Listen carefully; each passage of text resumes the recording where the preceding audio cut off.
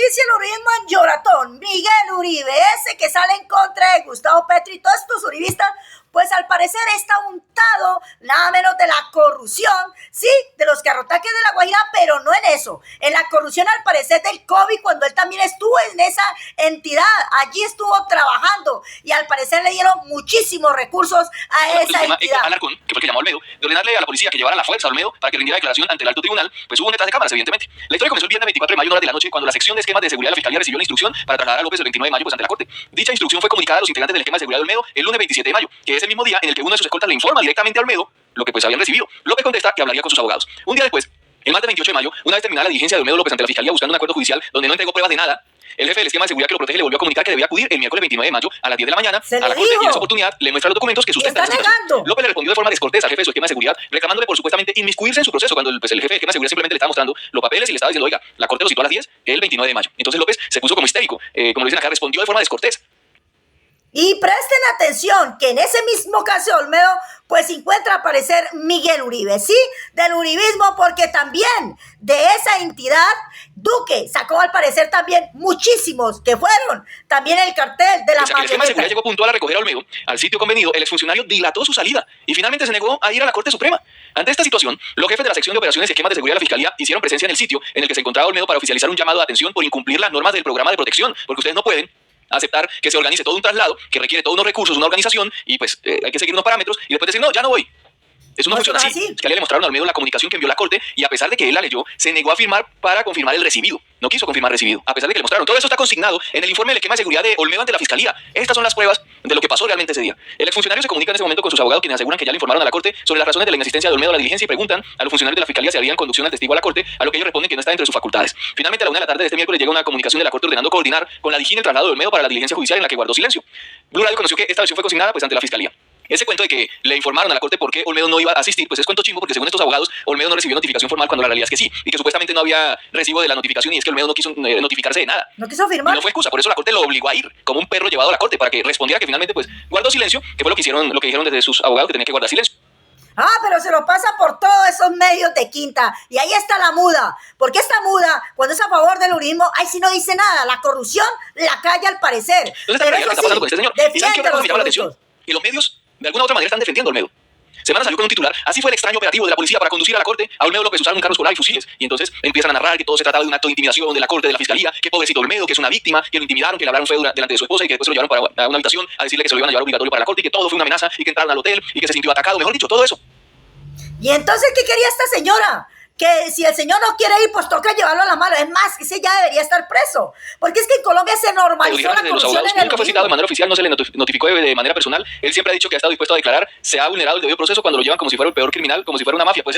Pues claro que es un criminal, entonces, no es que él mismo dijo que se había robado la plata de los colombianos. ¿Qué se llama eso? Criminal, supuesta periodista de quinta. Pero claro, como ustedes tapaban al parecer todo, lo que hicieron con Karen Abuinén, que se robó al parecer la plata de los niños, nunca apareció. Pues a ustedes les parece que eso es normal. En Colombia se normalizó los robos, al parecer. Ahora toca decirle, ay, señor congresista ladrón. O sea, señor congresista ladrón. O sea, él no es ladrón, no es un corrupto, no es un corrompido que se robó la plata de los colombianos. No es un criminal para supuesta periodista quinta, Vicky Dávila, que calla todo, pero en contra de Petro sí habla estupideces y mentira porque ni prueba saca, nunca saca nada. Y yo no entiendo guardar silencio, no criminarse, por cuanto debe esperar que la ley 906, la que rige su procedimiento, no la ley 600, sino la ley 906, la que rige su procedimiento, que establece el marco de un principio de oportunidad y las reglas y la normatividad y procesales y de procedimentales del principio de oportunidad.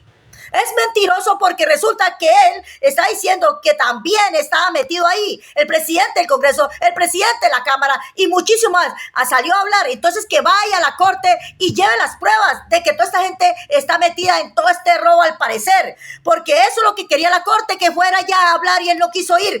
Pero se lo pasa por los medios hablando estupideces, pero no lleva pruebas. La Corte Suprema de Justicia a rendir un testimonio, o sea, hablar de hechos que me constan frente a una investigación que hacen contra dos abogados, dos congresistas de la República. Como ciudadano que entiende sus obligaciones, vine, estuve puntual, respondí lo que me preguntaron tanto el señor magistrado como el Ministerio Público, como los abogados defensores de los congresistas que están investigando, y eso fue lo que hice. Después de esa diligencia, ¿con qué percepción quedó frente al escándalo que le ha platicado? No, es que aquí esta diligencia tiene nada que ver con alguna investigación en mi contra. Es una diligencia en donde me preguntan sobre lo que a mí me consta frente a hechos que son materia de investigación y que pueden implicar a dos personas que van a dos congresistas de la República. Yo dije lo que tenía que decir, la verdad, lo que me consta. Los magistrados escucharon, preguntaron, y eso fue lo que ocurrió allá adentro. ¿Qué es lo que le consta? Entiéndeme que lo que he señalado acá adentro tiene una reserva legal. De alguna manera ya lo he venido señalando. Yo resumiría en esto para no alargarme. Yo nunca he dado una orden ilegal, nunca ordené entregarle dinero a alguien, y pues en torno a eso, de alguna manera, se presentó esa diligencia. Ministro, ¿por qué Olmedo López insiste en que usted tuvo que ver con este drama de corrupción? Pregúntale a Olmedo López, que es, como lo he dicho varias veces, un león ante los medios por lo locuaz, pero al mismo tiempo es un ratoncito por lo silencioso ante la justicia. Y es que señor Olmedo López ni tampoco han presentado ni una, pues, ni Sneider, Pinilla, ni nadie, no presentan es nada, solo bla, bla, bla por los medios de comunicación, escándalo, la supuesta quinta muda periodista que nunca informa a los colombianos y los desinforma con mentiras, porque para muda, en contra del uribismo, al parecer ahí sí no tiene boca, no tiene nada que Otro de los hablar. testigos es Luis Eduardo López Rosero, le dicen el Pastuso. Este señor es un supuesto empresario que estuvo hablando con la fiscalía, entregando sus declaraciones. Él ofreció entregarse completamente, entregar todas las evidencias a cambio de que pues, sacaran del caso a su esposa y a su hija. Esto para que los corruptos lo piensen antes de andar robándole la plata a los colombianos, porque eso se normalizó en este país, lamentablemente, por estos gobiernos de derecha que normalizan todo eso, y los políticos que los apoyan normalizan todo esto. Entonces, le ofreció eso a la fiscalía. Y en todas las evidencias que este testigo entregó, que se le adelantó a Olmedo y a Sneider, que andan de show de medios de comunicación, todo involucra a Olmedo y a Sneider.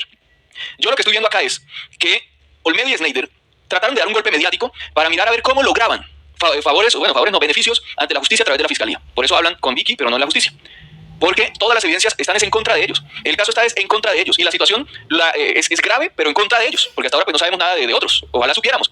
Pero no han llevado pruebas. Ahí tenemos a uno de los mejores. Este señor sí está en la unidad de riesgo investigando, sacando la corrupción. Es lo mejor que le puede pasar a Colombia. Pero resulta que la supuesta periodista de Quinta... Mientras tanto, el que sí está haciendo es Carlos Carrillo, el director puesto por Petro para limpiar esa unidad, para dar resultados, para trabajar y para poner a temblar a mucho uribista que ahorita anda rasgándose las vestiduras. Carlos Carrillo se reunió con la fiscal Luz Ariana Camargo para hablar precisamente sobre los casos de Sneider y Olmedo, los carotanques y todo esto. Y esta gente trató de hacer, hizo en cierta parte, contratos que le dieron a un montón de amigos, como el Clan Aguilar, entre otros clanes políticos y partidos políticos como el conservador, Cambio Radical, Liberal, entre otros, y que ya echaron para atrás y que están pues limpiando todo eso. Pues se reunió con ella para entregarle toda esa información, pero también para entregarle la información sobre la corrupción durante el gobierno de Duque, que se habla que supuestamente con Olmedo y Sneider se trataron de movilizar $1 billón, estos corruptos, y ahí pues han echado para atrás mucha de esa plata para invertirla donde debe estar.